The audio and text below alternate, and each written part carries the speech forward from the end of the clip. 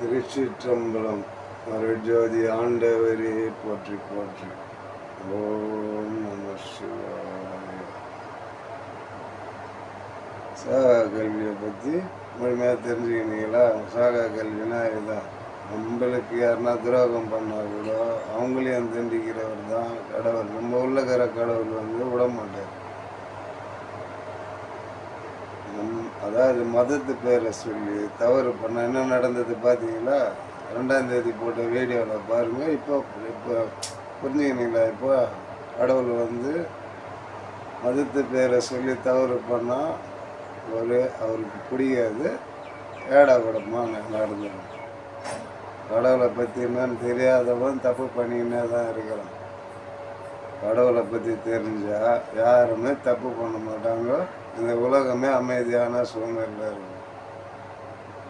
கடவுள்னா என்னன்னு தெரிஞ்சால் முதல்ல தப்பு பண்ணணும்னு நினைக்கவே மாட்டான். முதல்ல எதுவுமே நினைக்காததான் மதத்து பேரை சொல்லி தவறு பண்ணி இப்போ எவ்வளோ உயிர்கள் அதால் அழிஞ்சது பற்றி இதுதான் கடவுள் கொடுக்குற தண்டனை.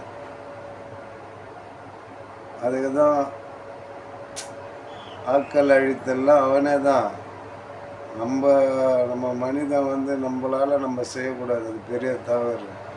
நம்ம உள்ளே இருக்கிற கடவுளையே நம்மளால் பார்க்க முடியல. அடுத்தவங்களை அழிச்சு எப்படி பார்க்க முடியும்? அவங்களாம் ஒரு இறைவனுக்கு சமம் தெரியாமல் தவறு பண்ணிட்டாங்க.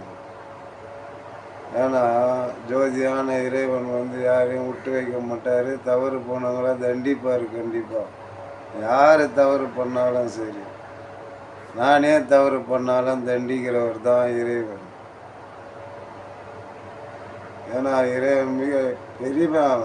அவர்கிட்டலாம் நம்ம போக முடியுமா? நம்ம போகணும். ஆனால் அவரை பார்க்கணும். அவரை பார்த்தா தான் சாகா கல்வினா என்னன்னு தெரிஞ்சிக்க முடியும். சாகா கல்வியை தெரிஞ்சிக்கலைன்னா நம்ம வாழறதே வேஸ்ட்டு. நம்ம வாழ்க்கையே வேஸ்ட்டு. ஒரு சின்ன மனசாபம் பண்ணாலும் சாகா கல்வியை பற்றி தெரிஞ்சுக்கின்னு ஒரு சின்ன மனசாபம் பட்டால் கூட அது ஆப்போசிட்டாக அப்படியே நடக்கும். நம்ம மனசுக்கு கொஞ்சம் கஷ்டமாக இருந்ததுன்னா நம்மளை கஷ்டப்படுத்துகிறவங்க அவங்க கஷ்டப்படுவாங்க. நம்ம என்னடா இந்த மனுஷன் வேஸ்ட்டாக கஷ்டப்படுறானே அப்படின்னு நினச்சா அவன் இறந்தே போயிடுவான். இதுதான் சாகா கல்வியோட ரகசியம். ரகசியம் சொல்கிறேனே, இதுதான் ரகசியம்.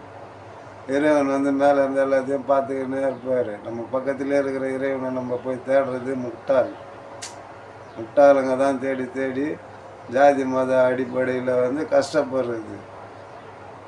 வள்ளலார் அப்பயே சொன்னார். வள்ளலார் என்ன சொல்லியிருக்காரு? நாத்திகம் பேசுறவருக்கும் நாக்கு மூடை நாக்குன்னாரு. அந்த பாட்டு கேட்டுக்கிறீங்களா? கையில் விழாத ஒரு கண்புருவ போட்டு அந்த பாட்டு கேட்டுக்கிறீங்களா? அதில் சொல்லுவார், நாத்திகம் பேசுறவர்கள் நாக்கு மூடை நாக்கு. அவங்களுக்கு அறிவே இல்லாத பேசின்னு இருப்பாங்க. நாக்கில் ஒன்றுமே இருக்காது. வள்ளலாரே இந்த நாத்திகம் பேசியிருக்காரு. ஒரு நைட்டு ஃபுல்லாக நாத்திகம் பேசுனார். மறுநாள் ஃபுல்லாக ஆன்மீகத்தை பற்றி தான் பேசியிருக்காரு. அப்படி இருக்கிற இறைவனை இங்கே இல்லைடா இறைவன் நம்ம உள்ளே இருக்கிறாருன்னு சொல்கிறதுக்கு தான் நீ ஒரு நைட்டு ஃபுல்லாக அவர் மாற்றி பேசுனது. அது யாருமே புரிஞ்சாத கடவுளே இல்லை.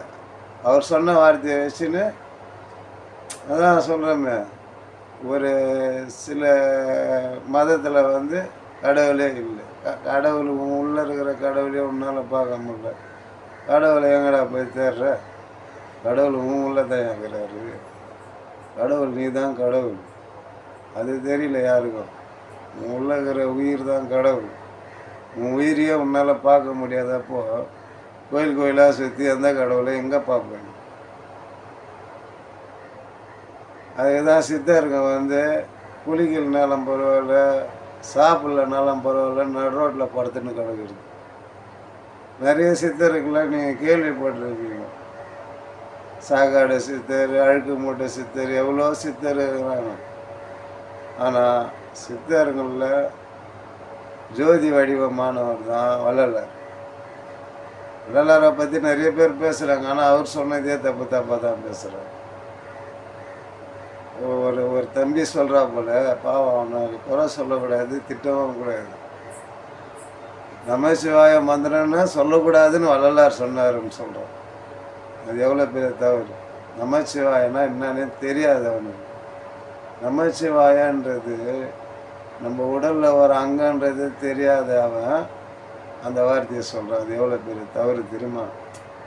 அதுக்கு தேவையான தண்டனை அவன் அனுபவிக்கும். இதுதான் இறைவனோட தீர்ப்பு. இறைவன் எல்லாத்தையும் பார்த்துக்கினே இருக்க மாட்டார். அதிகமாக கோவம் எல்லாத்தையும் அழிச்சிருவார். இது மதம் ஜாதியெல்லாம் தேவையில்லை. அவரு கோவம் இயற்கையால் அழிச்சிடுவார். இயற்கையை மிஞ்சினது கடவுள் கிடையாது. இயற்கையே கடவுள் எதுக்கு அப்பப்போ சொல்கிறேன். இயற்கை தான் கடவுள். நீ கும்பிட்ற சிறு சிறு தெய்வம்லாம்